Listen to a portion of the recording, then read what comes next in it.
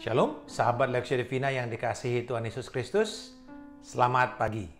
Episode yang keempat dari seri Bebas dari Rasa Cemas. Kita akan membahas lagi gagal paham orang percaya terhadap Allah yang mengakibatkan timbulnya rasa cemas dan khawatir dalam hidup mereka. Dan kita akan memahami preferensi ilahi.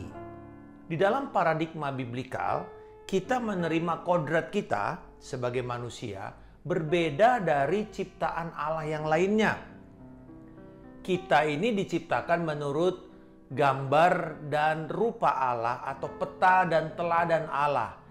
Biasa kita kenal dalam istilah teologi sebagai imago Dei, citra Allah. Dan kita ini mengenakan preferensi ilahi. Begini penjelasan Yesus. Lukas 12 ayat 27. Perhatikanlah bunga bakung yang tidak memintal dan tidak menenun. Namun aku berkata kepadamu, Salomo dalam segala kemegahannya tidak berpakaian seindah salah satu dari bunga itu. Yesus berpindah bahasan dari khawatir tentang makanan kepada pakaian. Nah, ini kan dua hal jasmani yang memang menjadi perhatian utama manusia. Kita tentu sangat peduli ya dengan asupan atau nutrisi yang kita masukkan ke dalam tubuh kita.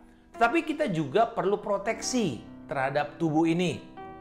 Itu sebabnya kita memikirkan tentang pakaian. Coba bayangin kalau kita pergi ke negara yang sedang bermusim dingin lalu kita tidak memakai pakaian yang sesuai, kita bisa mati di sana. Nah, lalu Yesus memberikan perbandingan yang memperlihatkan preferensinya terhadap anak-anaknya. Dia katakan, perhatikanlah bunga bakung. Sebenarnya Yesus tidak spesifik membandingkan manusia dengan bunga bakung atau lili. Karena ayat 28 dia melanjutkan. Jadi, jika rumput di ladang yang hari ini ada dan besok dibuang ke dalam api, demikian didandani Allah, terlebih lagi kamu, hai orang yang kurang percaya. Ternyata yang Yesus maksudkan di sini tentang bunga bakung itu dalam artian luas, yaitu semua jenis rerumputan liar yang bisa menghasilkan bunga. Dan ini biasanya banyak sekali variasi ini tumbuh di daerah Palestina. Nah, istilah yang Yesus pakai ini juga dipakai oleh Rasul Petrus dalam menggambarkan kefanaan manusia yang ia kutip dari kitab Nabi Yesaya. Sebab semua yang hidup adalah seperti rumput dan segala kemuliaannya seperti bunga rumput. Rumput menjadi kering dan bunga gugur. 1 Petrus 1 ayat 24. Semua bunga rerumputan liar, dia tidak mendandani dirinya sendiri. Tidak memintal untuk mendapatkan pakaiannya. Lalu apa hubungannya antara bunga dengan memintal? Kalau kita ambil sampel sebuah bunga dari rerumputan, lalu kita taruh di bawah mikroskop, maka kita akan melihat tekstur dari bunga itu berupa rajutan-rajutan atau pintalan-pintalan yang rumit dan terpola, desain serta komposisi warnanya. Dan bila kita bandingkan tenunan itu yang dari rumput liar itu dengan katun atau tekstil yang sintetis buatan manusia, maka akan kelihatan sekali perbedaan kualitasnya. Yang terakhir ini lebih kasar daripada bunga. Tekstur dari bunga dan hasil rajutannya itu dibanding dengan rajutan tekstil buatan manusia yang terbaik sekalipun justru sangat berbeda. Itulah sebenarnya yang Yesus bandingkan ketika dia mengatakan hasil tenunan Tuhan dengan hasil tenunan manusia yang terbaik sekalipun, yang bahkan akhirnya dipakai oleh manusia yang paling kaya, yang paling hebat di muka bumi pada waktu itu, yaitu Raja Salomo. Dan dikatakan dalam segala kemegahannya, Salomo tidak bisa membuat pakaian yang seindah dan seteliti desain yang dibuat oleh Tuhan.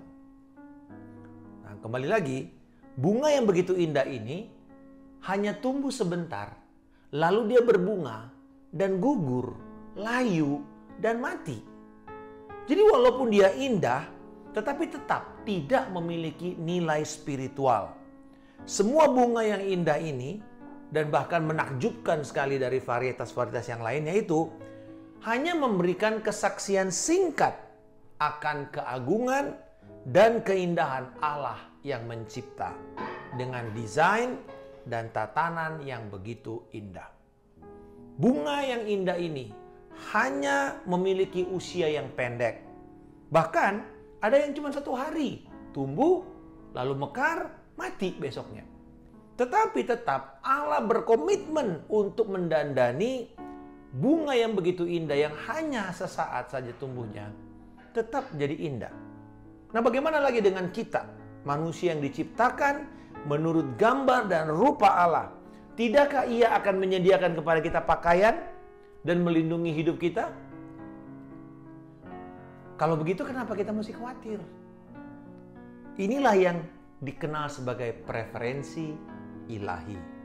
Allah ternyata lebih memilih sahabat sekalian, manusia, untuk Ia curahkan seluruh perhatian dan kasih serta penyediaannya daripada seluruh flora dan fauna yang ada di muka bumi ini. Allah lebih memilih Anda daripada semua bunga yang paling indah dan paling mahal di muka bumi ini, yang paling langka sekalipun. Kita ini adalah anak-anak yang dikasihi oleh Allah dan akan memenuhi segala kebutuhan kita demi rencana agungnya itu tergenapi, terpenuhi dalam hidup saudara dan saya. Dalam ayat ke-28, Yesus akhirnya menegur murid-muridnya sebagai manusia yang kurang percaya, yang kurang bertekun dalam memegang janji Allah. Iman mereka semula ada, lalu kemudian merosot berjalannya waktu, atau merosot karena adanya tekanan atau adanya ujian-ujian kehidupan.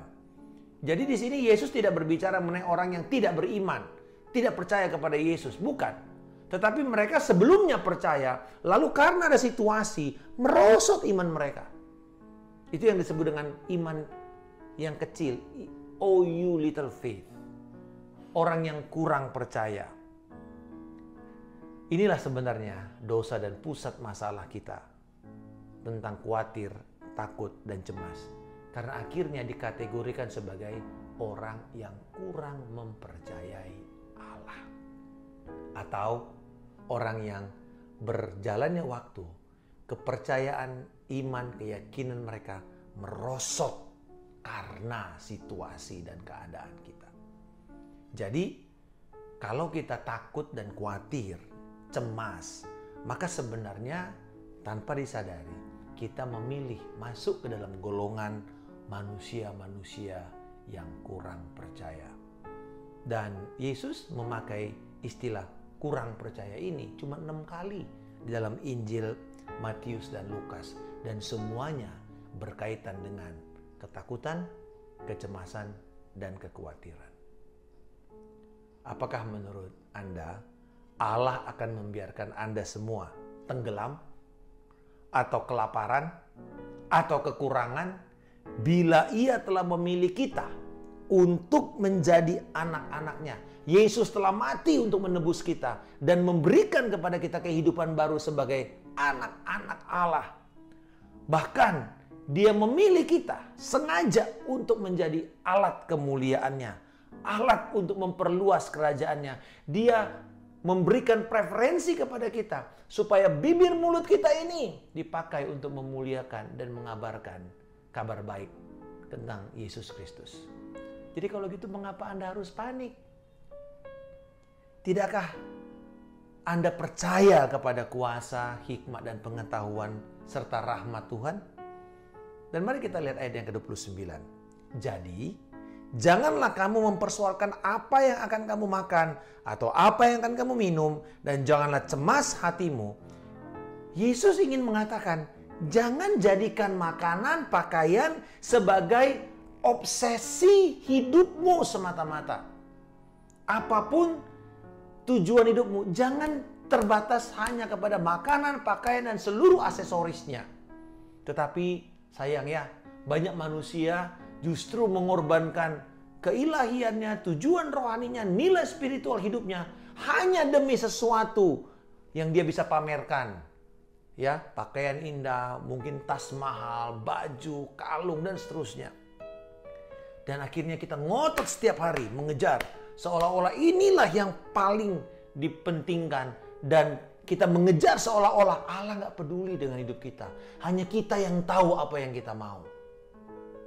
Sepertinya dengan begitu Allah tidak punya janji, tidak punya kekuatan, atau tidak punya pengetahuan untuk memelihara kehidupan kita semua.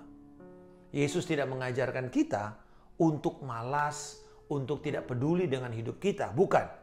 Ya, jadi Yesus tidak mengajarkan untuk kita malas-malasan lalu kita tidak menyediakan kebutuhan makanan kita, tidak kita cari makan untuk keluarga kita. Bukan seperti itu.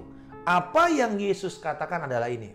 Jangan jadikan makanan dan pakaian sebagai obsesi dan cita-cita hidup saudara. Itu aja. Dia telah memilih kita. Ia telah memastikan dengan pilihannya itu kita akan dipelihara. Jadi janganlah kita khawatir. Marilah kita tujukan mata kita hanya kepada Allah semata-mata. Dan biarkan Dia memperlihatkan kesetiaannya.